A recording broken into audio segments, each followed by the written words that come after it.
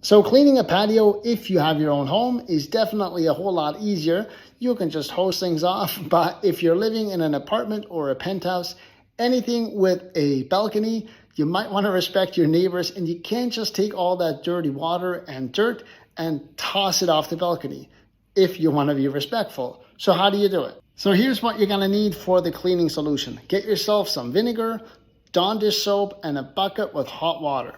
So the process is actually pretty simple. All you do is take that cleaning solution, pre-spray the entire patio, then take yourself a scrub brush, make sure to scrub, agitate everything, make sure that the chemical you're using has time to lift all that dirt.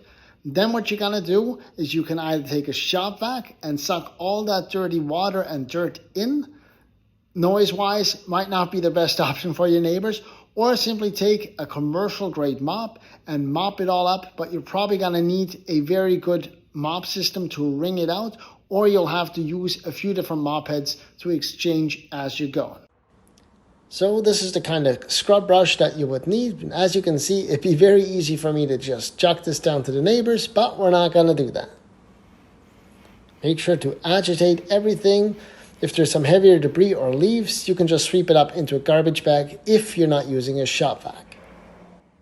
So as you can see, this stuff comes right off, just vinegar, Dawn soap, and scrubbing.